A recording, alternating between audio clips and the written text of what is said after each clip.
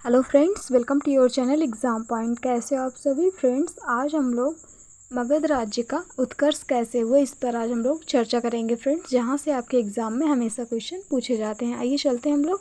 आधुनिक बिहार के पटना तथा गया जनपदों की भूमि पर स्थित मगध प्राचीन भारत का एक महत्वपूर्ण राज्य था। कहाँ का?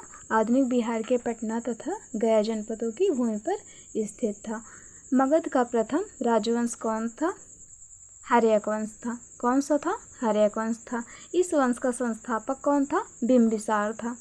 कौन था इस वंश का संस्थापक? बिंबिसार था, जिसने गिरिब्रज या राजगृह को अपनी राजधानी बनाया। किसे बनाया? गिरिब्रज को। बिंबिसार ने अपने राजवैद्य जीवक को अवंती नरेश चंडप्रद्योत की चिकित्सा के लिए उनके राज्य में भेजा था। आगे चलते हैं फ्रेंड्स। बिंबिसार के पश्चात उसका पुत्र अजातशत्रु या कुड़िक शासक बना। हर्यक वंश की अंतिम शासक कौन था? नागदशक था। हर्यक वंश का अंतिम शासक कौन था? नागदशक था। नागदशक को उसके अमात्य शिशुनाग ने अपदस्थ कर शिशुनाग वंश की स्थापना की। किसने की? शिशुनाग ने अपदस्थ कर शिशुनाग वंश की स्थापना की। अगला पॉइंट है हमारा, शिशुनाग वंश का अंतिम राजा कौन था? नंदीवर्मन अथवा महानंदित था। कौन था? नंदीवर्मन अथवा महानंदित था। नंद वंश का संस्थापक कौन था? महापद्मनंद था। कौन था नंद वंश का संस्थापक? महापद्मनंद था। नंद वंश का अंतिम शासक कौन था? घननंद था। नंद वंश का अंतिम शासक कौन था? घननंद था। घननंद सिकंदर का समकालीन था। किसका समकालीन था? सिकंदर का समकालीन था। घननंद को पराजित कर चंद्रगुप्त मौर्य ने मौर्य वंश की स्थापना की। घननंद को पराजित करने के बाद चंद्रगुप्त मौर्य ने मौर्य वंश की स्थापना की। आगे चलते हैं फ्रेंड्स, मौर्य साम्राज्य पर। किस पर? मौर्य साम्राज्य पर। इसको भी देख लेते हैं हम लोग। चाणक्य, जो कि कौटिल्य या विष्णुगुप्त के नाम से भी जाना जाता है इन्हें, चाणक्य ने घननंद को हराने में चंद्रगुप्त की सहायता की तथा चंद्रगुप्त का प्रधानमंत्री बना। चाणक्य या कौटिल्य या विष्णुगुप्त, इनका ये सब अन्य नाम है। क्या क्या है? कौटिल्य और विष्णुगुप्त। घननंद को हराने में चंद्रगुप्त की सहायता की तथा चंद्रगुप्त का प्रधानमंत्री बना। चाणक्य द्वारा लिखी पुस्तक कौन सी है? अर्थशास्त्र है। क्या है? अर्थशास्त्र है, जिसका विषय राजनीति है। क्या है? राजनीति है। आगे चलते हैं हम लोग फ्रेंड्स, चंद्रगुप्त पर चलते हैं। ये देखते हैं चंद्रगुप्त के बारे में भी। चंद्रगुप्त मौर्य ने 305 ईसा पूर्व के आसपास सेल्यूकस निकेटर बेबीलोन का, जो कि शासक था, को पराजित किया। कब किया? 305 ईस्वी में किया। सेल्यूकस निकेटर को पराजित किया, जिसने बाद में अपनी पुत्री कार्लेनिया या हेलेना का विवाह चंद्रगुप्त के साथ करके उसे एरिया या काबुल, अराकोशिया, कांधार और पेरीपेमी शादाई यानी हेरात तथा जेड्रोसिया यानी मकरान, कुल चार प्रांत दहेज में दिए। कौन कौन से? एरिया, जो कि काबुल में है, अराकोशिया, कांधार, पेरीपेमिशदाई, हेरात तथा जेड्रोसिया, मकरान, कुल 4 प्रांत दहेज में दिए। आगे चलते हैं फ्रेंड्स। चंद्रगुप्त एवं सेल्यूकस के मध्य युद्ध वर्णन एपिनास ने किया है। किसने किया है? एपियानस ने किया है। सेल्यूकस का राजदूत मेगस्थनीज चंद्रगुप्त के दरबार में आया था। किसके दरबार में आया था? सेल्यूकस का राजदूत मेगस्थनीज चंद्रगुप्त के दरबार में आया था। मेगस्थनीज द्वारा लिखित पुस्तक इंडिका थी। मेगस्थनीज द्वारा लिखित कौन सी पुस्तक थी? इंडिका थी। चंद्रगुप्त जैन धर्मावलंबी था तथा जैन गुरु भद्रबाहु का शिष्य था। किसका शिष्य था? भद्रबाहु का शिष्य था। आगे चलते हैं फ्रेंड्स। चंद्रगुप्त मौर्य की मृत्यु 297 ईसा पूर्व में कर्नाटक के श्रवणबेलगोला में उपवास पद्धति शल्लेखना द्वारा हुई। किसके द्वारा हुई? शल्लेखना द्वारा हुई। ये बहुत बार पूछा जाता है। चंद्रगुप्त मौर्य की मृत्यु कब हुई? 297 ईसा पूर्व में कर्नाटक के श्रवणबेलगोला में उपवास पद्धति शल्लेखना द्वारा हुई। जस्टिन ने चंद्रगुप्त मौर्य की सेना को डाकुओं की सेना कहा है। बहुत बार पूछा जा चुका है ये। चंद्रगुप्त मौर्य की सेना को क्या कहा गया है? डाकुओं की सेना कहा गया। किसने कहा है? जस्टिन ने कहा है। आगे चलते हैं फ्रेंड्स, बिंदुसार के बारे में भी देख लेते हैं हम लोग। बिंदुसार चंद्रगुप्त मौर्य का पुत्र। बिंदुसार 297 ईसा पूर्व में मगध की गद्दी पर बैठा। चंद्रगुप्त मौर्य का पुत्र बिंदुसार 297 ईसा पूर्व में मगध की गद्दी पर बैठा। कब बैठा? 297 ईसा पूर्व में। बिंदुसार की माता का नाम क्या था? दुर्धरा था। क्या था? दुर्धरा था। बिंदुसार को अमित्रघात यानी शत्रु विनाशक एवं सिंहसेन के नाम से भी जानते हैं। किसके नाम से जानते हैं? शत्रु विनाशक और सिंहसेन के नाम से भी जानते हैं। आइए चलते हैं फ्रेंड्स, अशोक के बारे में पढ़ लेते हैं हम लोग। अशोक बिंदुसार के राज्य के बाद उसका पुत्र अशोक मगध की राजधानी पर बैठा या फिर राजगद्दी पर बैठा। बिंदुसार के बाद उसका पुत्र अशोक मगध की राजगद्दी पर बैठा। अशोक का राज्याभिषेक कब हुआ? 269 ईसा पूर्व में हुआ। कब हुआ? 269 ईसा पूर्व में हुआ। राजा बनने के पहले अशोक अवंती यानी उज्जैनी का उपराजा या फिर वायसराय था। क्या था? उपराजा या फिर वायसराय था। अशोक की माता कौन थी? सुभद्रांगी थी। कौन थी? सुभद्रांगी थी। पुराणों में अशोक को अशोक वर्धन कहा गया है। पुराणों में अशोक को अशोक वर्धन कहा गया है। मास्की गुर्जरा नेतुर तथा उदयगोलम अभिलेख में उसका नाम अशोक मिलता है। क्या मिलता है? अशोक मिलता है। किसमें किसमें? मास्की गुर्जरा नेतुर और उदयगोलम अभिलेख में उसका नाम अशोक मिलता है। आगे चलते हैं फ्रेंड्स। अभिलेखों में अशोक को देवानंपी तथा देवानामपीयदशी उपाधियों से संबोधित किया है। किस किस नाम से संबोधित किया गया है? देवानामपीय तथा देवानामपीयदशी उपाधियों से भी संबोधित किया गया है। राज्याभिषेक के 8 वर्ष बाद यानी 261 ईसा पूर्व में अशोक ने कलिंग पर आक्रमण किया। ये बहुत बार पूछा गया है। अशोक ने कलिंग पर आक्रमण कब किया? राज्याभिषेक के 8 वर्ष बाद। कब? 261 ईसा पूर्व में। ओके, आगे चलते हैं। अशोक को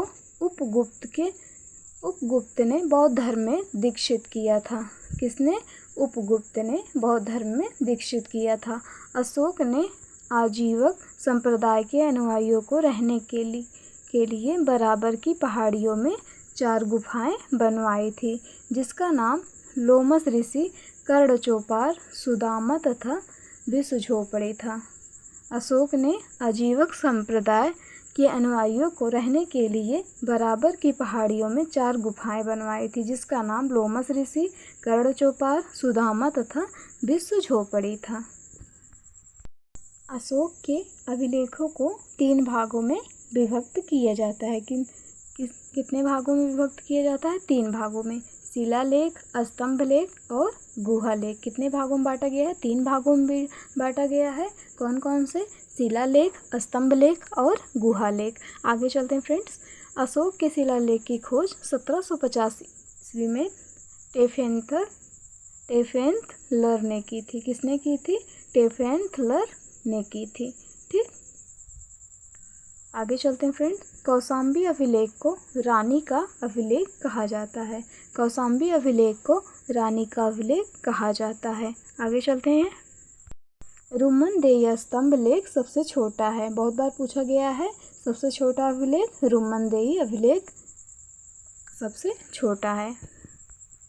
आगे चलते हैं फ्रेंड्स। धम्म यात्रा के दौरान अशोक द्वारा लुम्बिनी में भू राजस्व की दर घटाने का उल्लेख रुमनदेही स्तंभलेख में किया है। किसमें किया है? रुमनदेही स्तंभलेख में अशोक ने किया है। सरेकुना या फिर कंधार अभिलेख ग्रीक व अरामेइक भाषाओं में प्राप्त हुआ है। किसमें? ग्रीक एवं अरामेइक भाषाओं में प्राप्त हुआ है। आगे चलते हैं फ्रेंड्स। अशोक के समय मौर्य साम्राज्य में प्रांतों की संख्या 5 थी। अशोक के समय मौर्य साम्राज्य में प्रांतों की संख्या कितनी थी? 5 थी। प्रांतों को चक्र कहा जाता था। क्या कहा जाता था? चक्र कहा जाता था। अशोक के बौद्ध होने का सबसे बड़ा प्रबल प्रमाण भाब्रू बैराट से प्राप्त लघु शिलालेख है। कहाँ का? भाब्रू बैराट से प्राप्त लघु शिलालेख है, जिसमें अशोक के बौद्ध होने का सबसे प्रबल प्रमाण है। आगे चलते हैं। राज्याभिषेक से संबंधित मास्की के लघु शिलालेख में अशोक ने स्वयं को बुद्ध शाक्य कहा है।